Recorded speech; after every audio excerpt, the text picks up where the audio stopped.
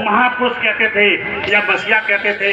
आज की तारीख 24 दिसंबर जब ये बात सामने होगी कि बाबा साहब डॉक्टर अम्बेडकर को भगवान की उपाधि तब मिलेगी साथियों, तो ये क्या जाएगा कि 24 दिसंबर 2024 को मिली, 24 दिसंबर 2024 को भगवान की उपाधि मिलने का काम तुम्हारी मार्केट ने किया है। वो आज की तारीख से बाबा साहब डॉक्टर अम्बेडकर को भगवान कहो आगे नहीं कहोगे, आगे कहो साथियों।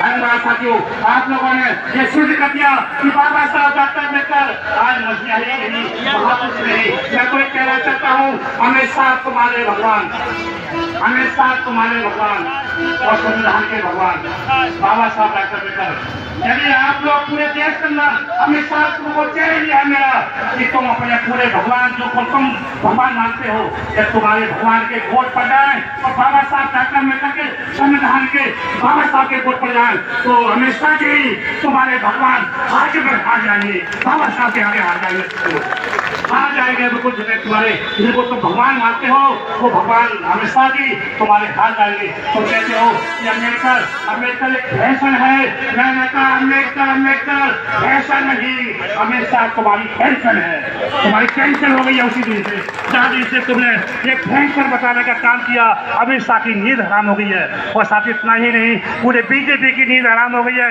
जिसने बाबा साहब ऐसे भगवान है, जिसने बाबा साहब के साथ कोई भी गलत बात कही वो फिर दोबारा कुर्सी पर बैठा नहीं। साथियों, कांग्रेस ने जब बाबा साहब डॉक्टर अम्बेडकर के नाम का इस्तेमाल करके और साथियों बाबा साहब के नाम की एक यूनिवर्सिटी नहीं बनाई तो बानवर का श्याम साहब ने कहा कि कांग्रेसियों तुम्हारा भी वो हाल होगा कि तुम सड़क पर नहीं दिखाई दोगे, तुम भी संसद में नहीं दिखाई दोगे। तो साथियों, आज बाबा साहब का अपमान करने वाली कांग्रेस ने, बाबा साहब को हराने वाली कांग्रेस का आज बेहाल है।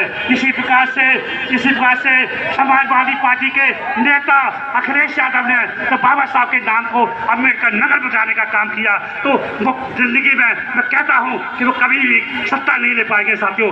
इसी प्रकार से आज बीजेपी के लोग यदि बाबा साहब डॉक्टर अम्बेडकर का अपमान करते हैं तो जैसा हाल कांग्रेस का हुआ, जैसा हाल समाजवादी का हुआ और वही हाल बीजेपी का हुआ साथियों, वही हाल होगा बीजेपी का। बीजेपी भी बेहाल हो जाएगी और ये पूरा बहुजन समाज, सब समाज बाबा साहब के साथ खड़ा हुआ है। मैं साथियों इतनी बात कहना चाहता हूँ कि बाबा साहब डॉक्टर अम्बेडकर वो मसीहा भगवान है कि जिन्होंने, मैं कहना चाहता हूँ हमेशा से फिर कहना चाहता हूँ कि तुम्हारे भगवान ने पानी पिलाने का काम नहीं किया, तुम्हारे भगवान ने लोग अपनाने का काम नहीं किया, तुम्हारे भगवान ने कोई कुर्सी पर बैठने का काम नहीं किया, तुम्हारे भगवान ने कभी जो है ऊंचे अच्छे कपड़े पहनाने का काम नहीं किया। और किसी भगवान ने काम किया तो बाबा साहब डॉक्टर अम्बेडकर ने किया। और मैं कहना चाहता हूँ अमित शाह जी, तुम गृह मंत्री जो बने हो वो कोई आपके बाप की ताकत नहीं है, वो ताकत है तो बाबा साहब की ताकत है साथियों, जो बाबा साहब के संविधान से बने हो। इसलिए साथियों, आपने बाबा साहब का अपमान किया है तो एक बार गलती को मान करके आप इस्तीफा दो, इस्तीफा दो। 3 बार लोग नारा करेंगे कि अमित शाह इस्तीफा दो, इस्तीफा दो, अमित शाह, अमित शाह, अमित शाह, इस्तीफा दो, इस्तीफा दो। बहुत बहुत धन्यवाद, साधुवाद। सभी वक्ता अपने विचार रखेंगे। मैं एक बात कहना चाहता हूँ कि ये आग बुझी नहीं चाहिए और ये तो लड़ाई है, आगे और लड़ाई है। और साथियों, अब जो है यदि अमित शाह ने माफी नहीं मांगी तो ये गांव में अम्बेडकर की ऐसी ही मीटिंगें होंगी और अमित शाह की नींद हराम कर दी जाएगी।